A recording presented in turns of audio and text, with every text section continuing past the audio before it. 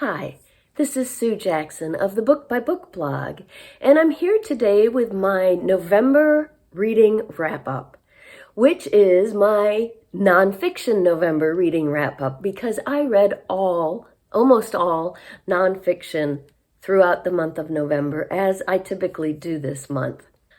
And I was also participating in Backlist Binge, hosted by book lover Laura, since during November, I read all nonfiction and all from my own shelves. Everything I read worked for both Nonfiction November and Backlist Binge. So Laura has 6 different categories or prompts for Backlist Binge. I didn't hit all of them, but I'll mention each of those as I go through my books. I read a total of 8 books in November. One at the very beginning of the month that I was finishing from October was fiction, but the other 7 were all nonfiction and a wide variety of books. So some were, and the reason I fit so many in is during a busy month is that some were graphic novels or graphic memoirs, which are a lot quicker to read, and some were audiobooks, although it was 2 relatively long audiobooks. So as I said, I began the month with one book that I was still finishing from October, which is the RIP challenge for me, and that was Bea Wolf by Zach Weinersmith and Bagieu, who did the drawings. I absolutely loved this very creative, funny, fun graphic novel. It's for middle grade readers, although it is perfectly acceptable for adults. It is, as you can probably tell, a play on the epic poem Bea Wolf. But what they've done here, it's so imaginative and so much fun. He's put children in the roles that are in the characters that are Bea Wolf. Now, I never read Bea Wolf in school. My son read it for Brit Lit, and I remember learning a little bit about it when he was reading it. But while I was reading this, I went and looked it up, read what the plot summary was, the characters, looked at some examples of the text in it, and it only made me appreciate Bea Wolf even more because he took the structure, the poetry, the alliteration, even the characters from Bea Wolf, and made it about modern day kids who are defending their kingdom against the mean Mr. Grindle, a neighbor who doesn't like kids having fun. Just to give you an idea, let's see, there's one picture at the beginning. So this is the very beginning. He's talking about the long line of kings and queens. He says, there was Tanya, treat taker, terror of Halloween, her costume cache vast, sieging kin and neighbor, draining full candy bins, fearing not the fate of her teeth. 10,000 treats she took. That was a fine Tuesday. So that just gives you a glimpse into how he mimicked the tone and the structure and the poetry of Bea Wolf. It is just fabulous. Here. Show you another picture. And the pictures, I would highly suggest this for any middle grade readers that you're buying for this holiday season, because the text is wonderful, so fun, but also the pictures are the kind that kids will just pore over. I wish this had been around when my sons were little. Loved Bea Wolf by Zach Weinersmith and Bagieu. Next up, I read The Happiness Project by Gretchen Rubin, or I should say I finished reading it. This book was I've been wanting to read it for a very long time. You can see I bought this nice 10th anniversary edition several years ago. I listen to Gretchen's podcast every week called Happier. Love the podcast. And at the beginning of this year, I thought I could do something I've never done before and read multiple books at once. I hear so many other of you saying that you do that, and I thought I could do that. So I started this, kept it downstairs as my nonfiction read while I was also reading novels. And yeah, it didn't work. I can't read more than one book at once. I got as far as April, a little bit at a time, and kind of gave up. It's divided into the 12 months of the year because that was her happiness project. So what did work was at the beginning of November, just reading this, sitting down with it. I did have a graphic memoir going at the same time, so if I wanted something a little lighter or different, I could read that. But I did, of course, end up loving the book. I've got so many pages tabbed with things that I want to go back to and remember. It's all about Gretchen. This is what kind of started her writing career. She had written books before this, but this blasted her into the stratosphere of bestsellers. It's about a year that she decided to find ways to make herself happier. Now, she wasn't unhappy to begin with, and I think that's important to note. This isn't like overcoming depression or sadness. Gretchen was perfectly happy before. 2 young daughters, a husband she loved, work she was enjoying. But this book was all about, this project was all about finding small ways to increase her happiness. It's a topic that I myself have written about. My own book also includes a chapter on finding small joys in every day and other elements that I saw paralleled here. So it's definitely a philosophy and approach that I believe in. Loved the book, highly recommend it, and check out her podcast as well. As I said, I was reading a graphic memoir. While I was reading that, I can read graphic novels or memoirs at the same time as other books because, you can fit them in the cracks. I can read them for 5 or 10 minute intervals. So like the Happiness Project, if the chapter I was reading was a little too thought-provoking for bedtime, then I would turn to this. And this is Layers by Penelope Bagieu. Now, I know I am saying her first name wrong because I see the accent marks there, but I don't know how they say it in French. I should have looked that up. She is a cartoonist. She's written other books. This is her coming-of-age memoir about taking you through her childhood, through her teen years, young adult years.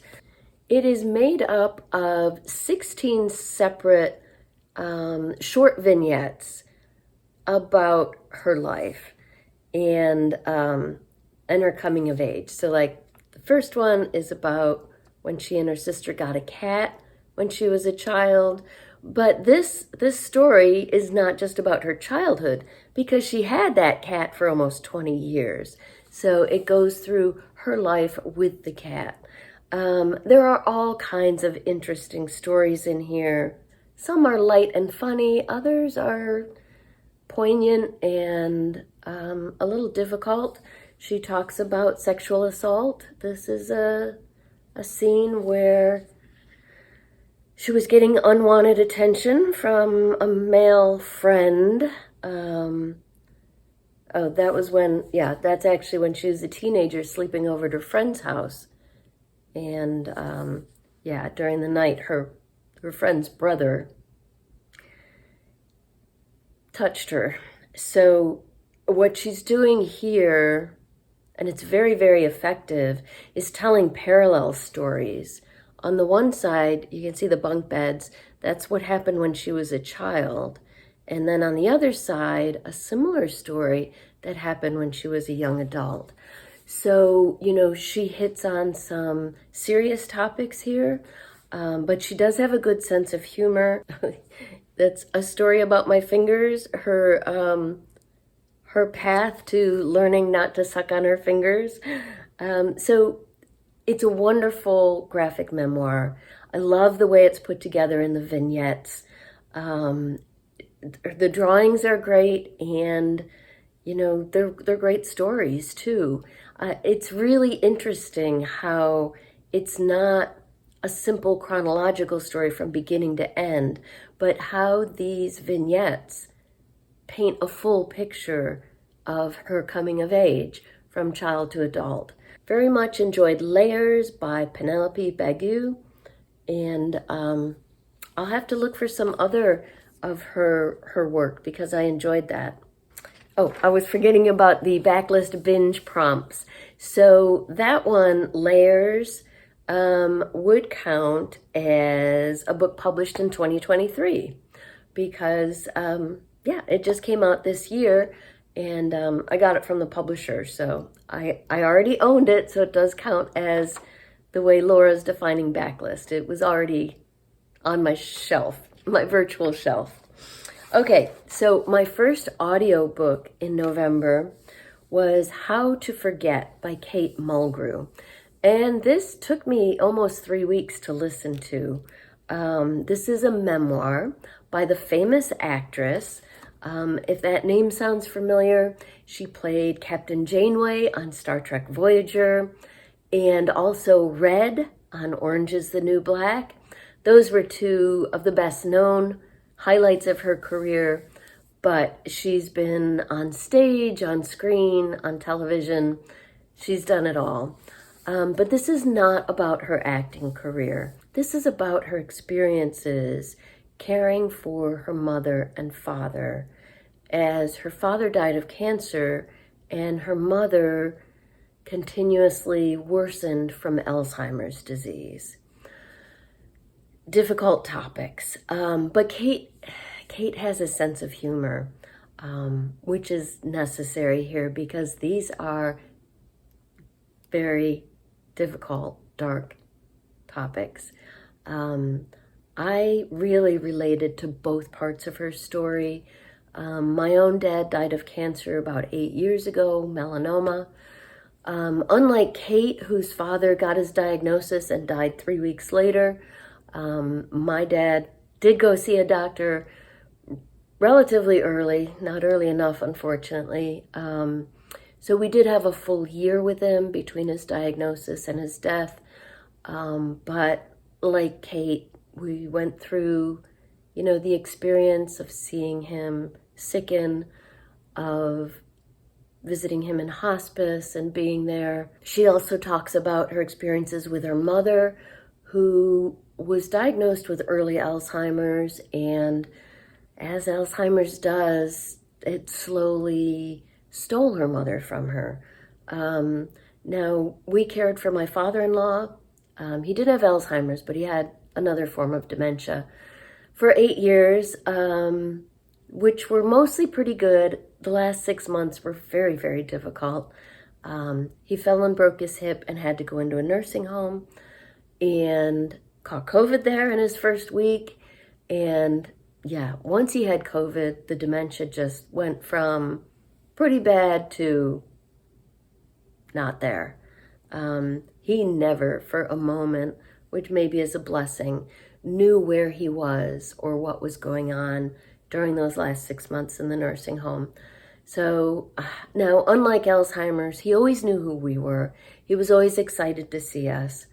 Not so with Kate's mom, because with Alzheimer's is a different kind of disease. So certainly the entire memoir was, and it's read on, the audiobook was excellent because it is read by Kate in her familiar voice. If you've seen her in any of her movies or TV shows or plays,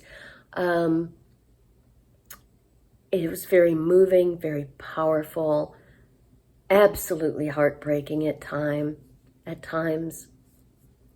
It was very moving, very powerful, absolutely heartbreaking at times. But as I said, she does weave a sense of humor in. And when you're dealing with these kinds of things, you need to have a sense of humor. Kate is an amazing writer, and she really captured these experiences perfectly. So that's How to Forget by Kate Mulgrew. Next up in print, I read The Zookeeper's Wife by Diane Ackerman. This was another one that took me about 3 weeks to read, but it was worth it. Wow. So this is nonfiction history. It is about the husband and wife zookeepers in Warsaw, Poland during World War II when the Nazis invaded. Wow. Another book that was so powerful, so fascinating, so engrossing. I was just riveted through the whole book. One of the reasons it took me a long time to read is because I kept reading some little detail in here and I'd want to know more.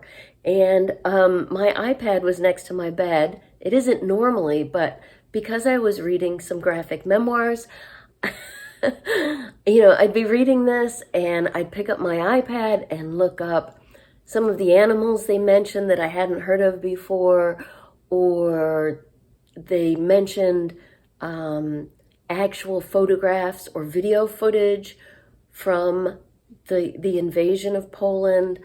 I was looking up all these things. My husband was just laughing at me because every time I set this down and picked my iPad up, he was like, going down another rabbit hole. But that's the kind of book this is. This is the best kind of nonfiction. The kind that is not only fascinating and engrossing, but makes you want to know more. I learned so much reading this book. And it's an amazing story. And the author did such an incredible job with her research and writing. The zookeeper's wife of the title was named Antonina, and she kept a lot of journals and diaries throughout the experience. She had her whole life, but particularly during these horrible years of the war. And she also wrote letters, and the author used a lot of primary sources, so it's like actually being there. And I forgot to mention the most important point. This husband and wife zookeeper, while the Germans either scared away or stole many of their animals, most of their animals, at the very beginning of the war, they very cleverly used their zoo and their home to hide and save hundreds of Jews during the war, putting their own lives at risk. It is a fascinating story, an outstanding book, very well written. The Zookeeper's Wife by Diane Ackerman. So for the backlist binge prompts, I did not get to the book in my stack for Nonfiction November that had been on my TBR the longest, but this one's pretty close.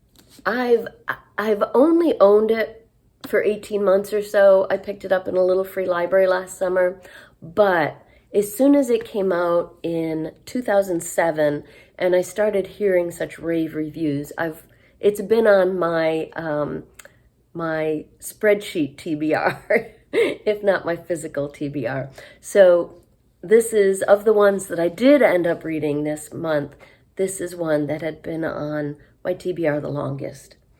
It also counts as a book out of your usual genre, because I don't read a whole lot of history. Next up, I fit in another graphic memoir, Dreamer by Akim Ali.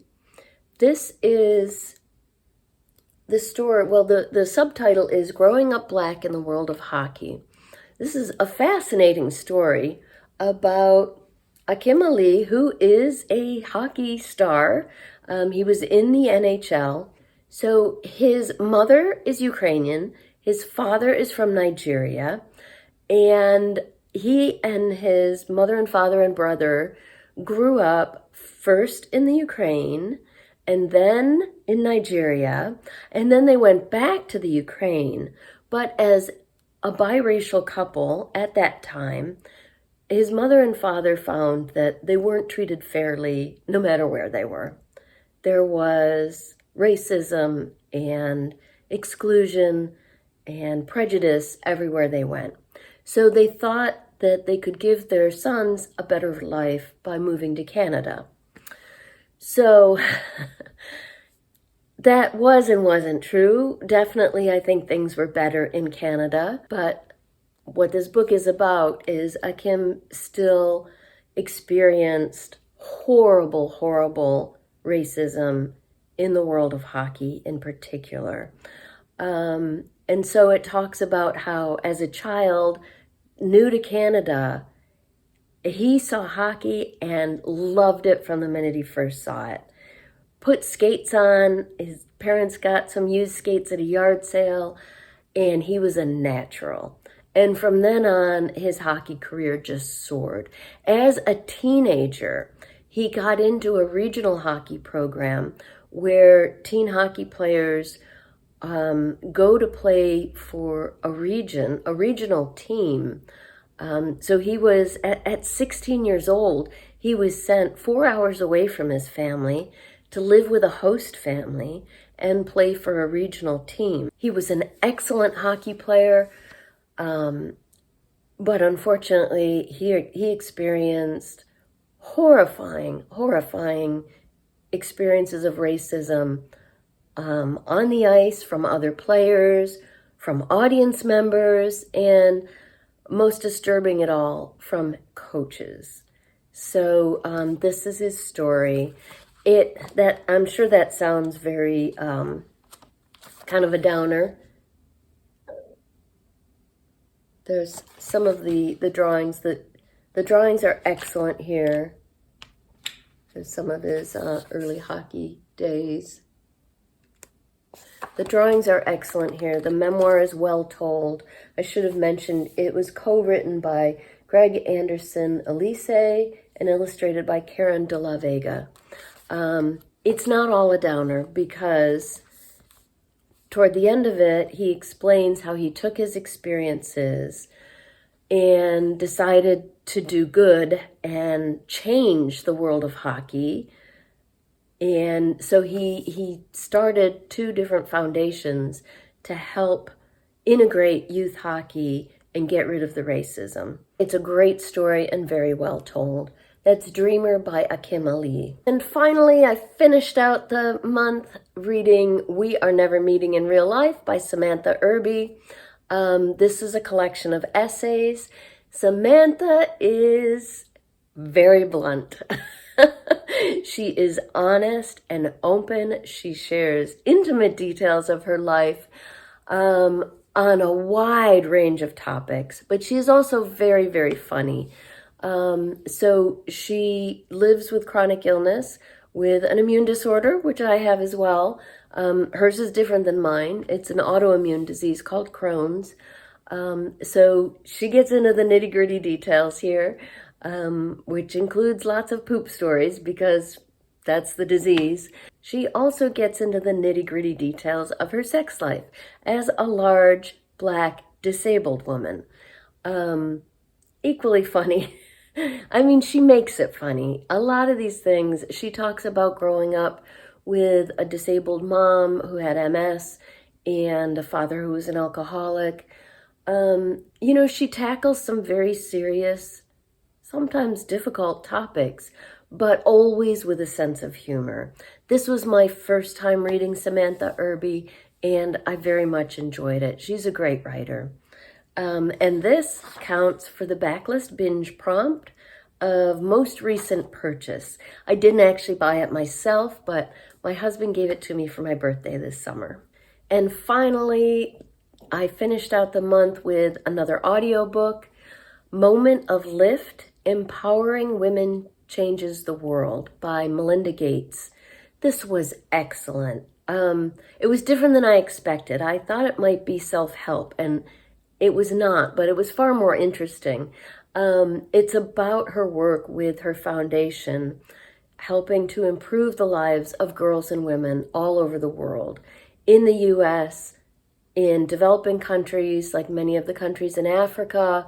And she very effectively combines her own personal experiences with the foundation and her personal experiences with data and facts and the stories of the girls and women she has met. The foundation focuses on any way to improve the lives of girls and women. So education is a big part of that. Access to contraceptive, she discovered, was a huge factor in the lives of women and girls, and that improving these elements and others in the lives of girls and women not only improved their lives, but improved their communities. And that once the men in the communities understood that, then they were supportive as well.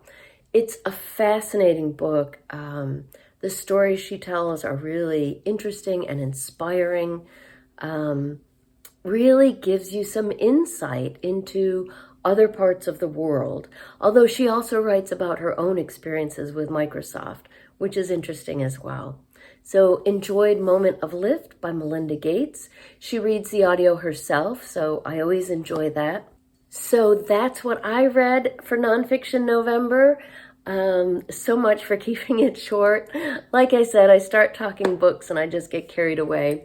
But I would love to hear what you read in November. Did you participate in Nonfiction November or Backlist Binge or some other reading challenge? What was your favorite book in November? I hadn't thought about that. I hadn't said my favorite book yet. I think I would have to go with The Zookeeper's Wife. It was just so well written, so engrossing, so fascinating. So what was your favorite book read in November? Let me know in the comments down below.